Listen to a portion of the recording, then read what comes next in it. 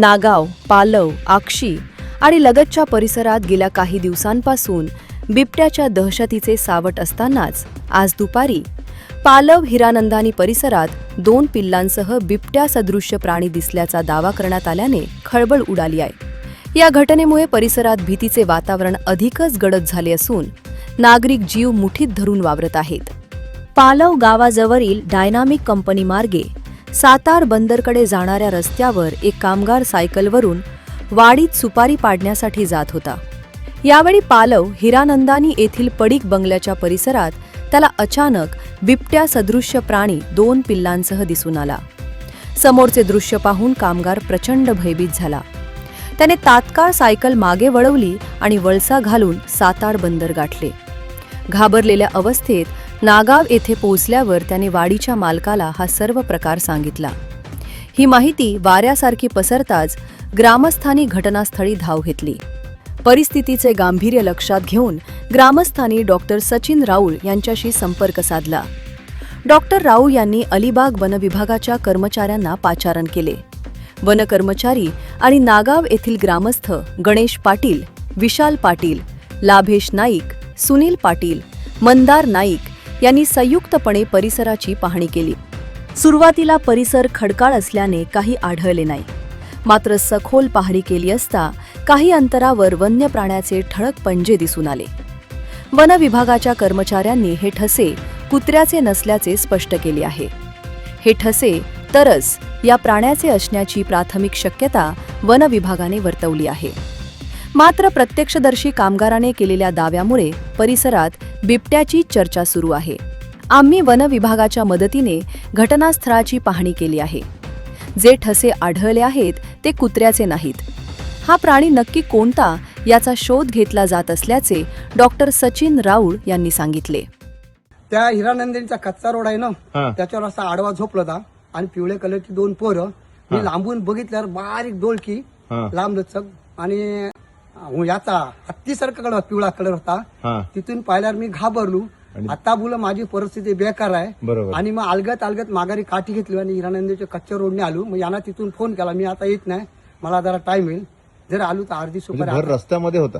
नाही, विदाउट साईडला होता। साईडला होता? विदाउट साईडला। तिथं वर्धा पण होती पक्क बघितलं? 2 एवढी 2 पिलं हे बघा अंगाचे काटे। आज सोमवार आहे, आज सकाळी दुपारी पाहिलात? हो, दुपारी साधारण किती वाजता? 2:15च्या दरम्यान। तुम्ही इकडे येताना तुम्हाला येता ना?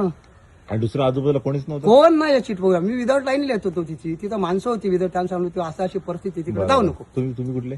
चौलचे। चौलचे? मग मला भीती वाटली, अंगाला खाते बघा माझे। आणि याने सांगितलं मी आता येत नाही, उद्या दुपारी येईन, तुला आली तर अर्धी पाळी चालेल का, टाइम झाले जाम बोलू। असा प्रकार घडला म्हणून? हा, म्हणजे टाइम झाले तर बोलतो या अर्धी उद्या पडा, आज पाडा। मग तुम्ही तो रस्ता न करता दुसऱ्या रस्त्याने आला? दुसऱ्या येतो, तिथे सायकल खडबडते ना, मग तिकडून आलो मी। बरं, असा लांब येऊ। पण पालव हिरानंदानी या एका भागात आलेला आहेत। तर हे जे राऊळ आहेत यांनी मला फोन करून सांगितलं की पाडेकरी काका आहे, त्यांना बिबट आणि त्याची पिल्ल हे रस्त्यावरती दूध पाजताना दिसून आलेत। तर हा रस्ता आहे असा, दादा हा असा रस्ता आहे आणि हे ते बाबा आहेत। हा बाबा दाखवा बरं, कुठे तो तुम्हाला दिसला?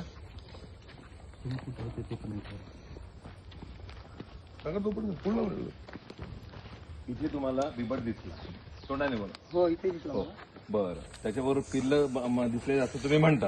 किती पिल्ल होती? 2।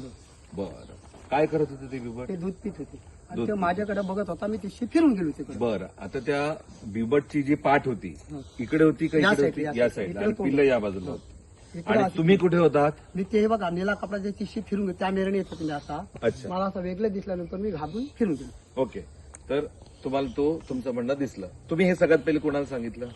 ते विचारलं, फोन केला, सुपारी पडा चाललो, घरात येता का नाही? ते बोलू टाइम झाले, असं झालंय तिथं। तर बोलू उद्या आलो तर चालेल काय? तर अर्धी सुपारी पाडा, अर्धी उद्या पाडा, टाइम मिळेल ना, संध्याकाळी ना आता।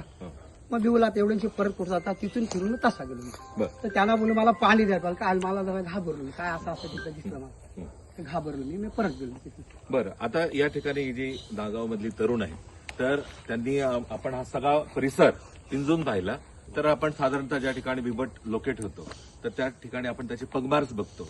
तर इथे पगमार्क, इथे बघा पगमार्क दिसत आहेत का आपल्याला? आता पगमग मिळण्याची परिस्थितीच नाहीये।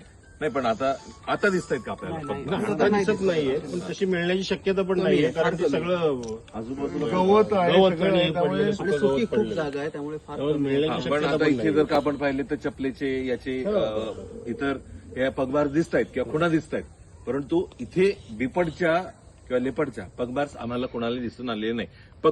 बिबटच्या कोणाला दिसून नाही आले, नाही, तेवढं नाही, खरं आहे? नाही. हो. बरोबर आहे. तर यांच्या म्हणण्यानुसार आपण पुढील कारवाई करणार आहोत आणि याची सत्यता पडताळून आपण पाहणार आहोत आणि सातत्याने इथे गस्त करणं, अनाउन्सिंग करणं, या वन विभागाची जी रुटीन प्रोसिजर आहे ती आपण चालू करणार आहोत. जनोदय करिता सचिन मयेकर, रेवदंडा, अलिबाग.